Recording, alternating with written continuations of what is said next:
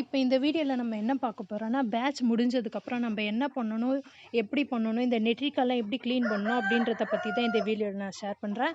பண்ணையை எவ்வளோ நாளுக்குள்ளே சுத்தமாக்கணும், எப்படி சுத்தமாக்கணும் அப்படின்ற டீட்டெயில்ஸை இந்த வீடியோவில் நான் ஷேர் பண்ணுறேன். வீடியோ ஃபுல்லாக பாருங்கள், ஸ்கிப் பண்ணாமல் பாருங்கள். அப்போ தான் வந்து நான் என்ன விஷயம் எப்படி சொல்கிறேன் அப்படின்னு உங்களுக்கு தெரியும். இது வந்து நாங்கள் எப்படி பண்ணுறோம் அப்படின்றத பற்றி தான் இந்த வீடியோவில் நான் ஷேர் பண்ணுறேன். ஒவ்வொருத்துக்கான ஒவ்வொரு ஐடியாஸ் இருக்கும்.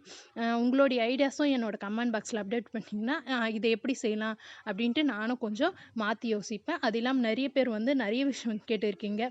கூலிங்க்கு என்ன பண்ணலாம், உங்களுடைய பண்ணையெல்லாம் வீடியோ அப்டேட் பண்ணுன்னு கண்டிப்பாக அப்டேட் பண்ணுறேன். வாங்க வீடியோ. பேட்ச் வந்து முடிஞ்சிருச்சு. அடியில் அந்த சத்தை குச்சி எல்லாத்தையுமே நாங்கள் டிஸ்போஸ் பண்ணிட்டோம். பார்த்திங்கன்னா க்ளீனாக டிஸ்போஸ் பண்ணிட்டோம். சைட் பை சைடு வந்து நெட்ரிக்காவும் வந்து கட்டி வச்சுட்டோம். நாங்கள் பேட்ச் முடிஞ்ச மறுநாளே வந்து க்ளீன் பண்ணிட்டோம். ஏன்னா வந்து நம்ம ஒரு 2 நாள் அப்படி விட்டால் கூட வந்து அதில் இருக்க கிருமி வந்து அடுத்த பேட்ச்க்கும் நம்மளுக்கு அஃபெக்ட் ஆகும். அதனால் உங்களால் முடிஞ்சதுன்னா பேட்ச் முடிஞ்சது, அதாவது கூடு எடுத்துகிட்டு போன பிறகு தான் நம்ம க்ளீன் பண்ணணும். கூடு எடுத்துகிட்டு போன பிறகு வந்து அந்த தழைலாம் இருக்கும்ல, அப்போ வந்து ஒரு ஈடு வந்து ஃபார்மலின் அடிங்க. அப்படி இல்லைன்னா அஸ்தரா வந்து அது ரொம்பவே வந்து இந்த செரிகல்ச்சரில் ரொம்ப ஒரு இம்பார்ட்டண்டான கிருமி நாசினி. அஸ்தரா இருந்துச்சுன்னா அஸ்தரா வந்து நீங்கள் வந்து அந்த இது தழைலாம் இருக்குல்ல அது மேலே ஸ்ப்ரே பண்ணி விட்டுருங்க.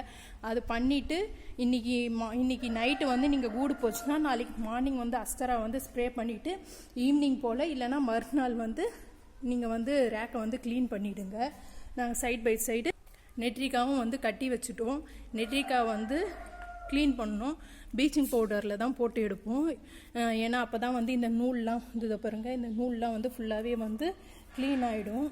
அதனால் கட்டி வச்சுருக்கோம். 5 நெட்ரிக்காவாக கட்டி வச்சுருக்கோம். நல்லா இது வந்து டைட்டாக வந்து கட்டுங்க. அப்போ தான் வந்து கரெக்டாக நம்ம ரேக்கில் உட்கார கூடோட சைஸும் நல்லாயிருக்கும். ஃபுல்லாக வந்து முடிஞ்ச வரைக்கும் க்ளீன் பண்ணி பெருக்கி எடுத்துட்டோம். 1-2 டஸ்ட் இருக்குது. அதை வந்து ஈவினிங்குள்ளே கழுவி தள்ளிட்டு அப்புறம் ப்ளீச்சிங் பவுட்ரு சுண்ணாம்புலாம் கலந்து ஒரு வாட்டி வந்து ஸ்ப்ரே பண்ணிடுவோம். அதுக்கப்புறம் அஸ்தரா வந்து ஸ்ப்ரே பண்ணுவோம்.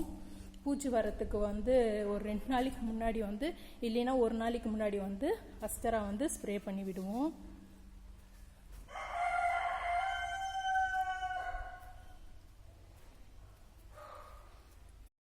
இப்போ பாருங்கள், பண்ணையை சுத்தமாக வந்து நார்மல் தண்ணி விட்டு கழுவி எடுத்துட்டோம்.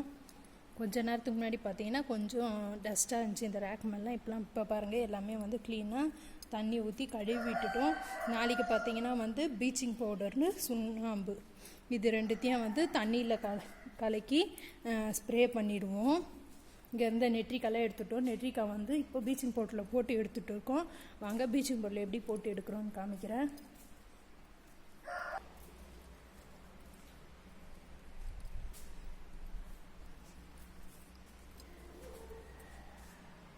இதை பாருங்கள், இதான் வந்து எங்களோட தொட்டி. இது எதுக்காக வச்சுருக்கோம் பார்த்தீங்கன்னா வந்து ஆடு கோழிக்கு தண்ணி வைக்கிறதுக்கு, அது இல்லாமல் இந்த மாதிரி வந்து நெட்ரிக்கா போட்டு எடுக்கிறதுக்கு. இந்த தொட்டியில் பார்த்தீங்கன்னா ஒரு நெட்ரிக்கா முழுகிற அளவுக்கு வச்சுருக்கோம். பாருங்கள், நிறைய போட்டிங்கன்னா வந்து நிறைய தண்ணி பிடிக்கும். அது இல்லாமல் ப்ளீச்சிங் பவுடரோட கண்டாமினேஷனால் வந்து அதில் இருக்கிற இது இந்த மாதிரி நூல்லாம் வந்து விடாது. பாருங்கள், இந்த நூல்லாம் விடுறதுக்காக தான் நம்ம சுண்ணாம்பு இதுவில் வந்து போட்டு எடுக்க போகிறோம். சுண்ணாம்பில் ப்ளீச்சிங் பவுட்ரு தண்ணி, நான் சுண்ணாம்புன்னு சொல்லிட்டேன். ப்ளீச்சிங் பவுட்ரு தண்ணி எவ்வளோ போட்டுருக்கோம் அப்படின்னு பார்த்தீங்கன்னா 5 கிலோ போட்டுருக்கோம். தண்ணி பார்த்தீங்கன்னா இதை பாருங்கள், 1/4 தொட்டி தண்ணி தான். உங்களுக்கு நான் குச்சியில் அளவு காமிக்கிறேன் பாருங்கள். கரண்ட் வந்துடுச்சு. மல்பெரி செடிக்கு வந்து தண்ணி விடலான்னு சொல்லிட்டு கிணத்துல போயிட்டு மோட்ரு போடலான்னு பார்த்தா அப்போ கிணத்துக்குள்ள பார்த்தா குவாக்குன்னு சொல்லுது. என்னென்னு எட்டி பார்த்தா வந்து ஒரு பாம்பு வந்து ஒரு தவளையை பிடிச்சிட்டு இந்த மாதிரி பண்ணிட்டு இருக்கு. என்னால் எதுவும் பண்ண முடியல. நான் மோட்டர் போட்டு ஓடி வந்துட்டேன். அதை பார்த்து பயந்து. அந்த மாதிரிலாம் கூட நம்ம ப்ளீச்சிங் பவுடர் தண்ணியில் போட்டு எடுக்கணும். இப்போ தான் போட்டு எடுக்க தொடங்கணும். இது பாருங்கள், விட்டுடுச்சு பாருங்கள். எல்லாமே பார்த்தீங்கன்னா க்ளீனாக இருக்கும். அந்த ப்ளீச்சிங் பவுடரோட இதெல்லாம் போட்டு எடுத்துட்டோம். பாருங்கள், இதெல்லாம் க்ளீன் ஆகிடுச்சு. இதே மாதிரி ஒரு 10 நிமிஷத்துக்கு ஒரு முறை வந்து போட்டு எடுக்கணும். அந்த நூல்லாம் வந்து விடுற மாதிரி வந்து போட்டு எடுங்க.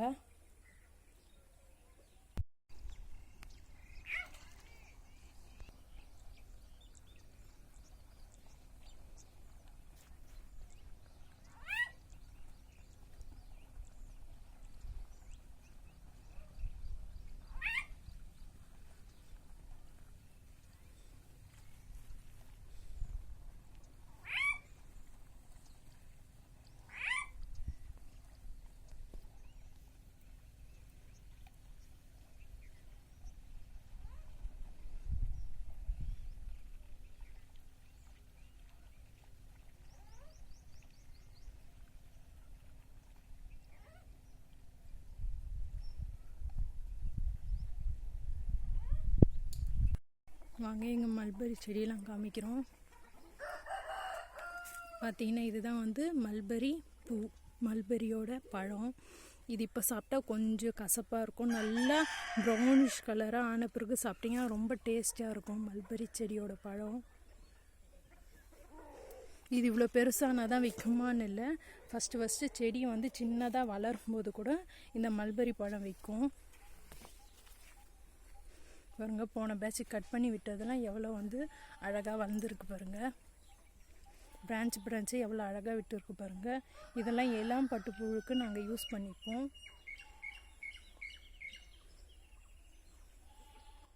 இந்த பாருங்கள், என்னோடய மல்லிப்பூ செடியில் எவ்வளோ பூ பூத்துருக்கு பாருங்கள். இந்த வீடியோ பிடிச்சிருந்தா லைக் பண்ணுங்கள், ஷேர் பண்ணுங்கள், கமெண்ட் பண்ணுங்கள். மறக்காமல் நம்ம சேனலை சப்ஸ்கிரைப் பண்ணுங்கள். உங்களுடைய ஒண்டர்ஃபுல்லான கமெண்ட் பாக்ஸில் அப்டேட் பண்ணுங்கள். என்னோடய ப்ரீவியஸ் வீடியோஸையும் பார்த்து கமெண்ட் பண்ணுங்கள். பாய், தேங்க்யூ. அதனால் ஒரு நாள் விட்டு ஒரு நாள் கண்டிப்பாக தண்ணி பாசிட்டே இருக்கணும். இந்த மல்பெரி செடியை பொறுத்த வரைக்கும் நீர் பாசனம் வந்து நல்லா இருக்கணும். அது சொட்டு நீராக கூட இருக்கணும், இல்லை டைரெக்டாக பாசத்தாக கூட இருக்கலாம். நாங்கள் தண்ணி வலை எங்களுக்கு நல்லா இருக்கிறதுனால டைரெக்டாக பாசிட்டு இருக்கோம்.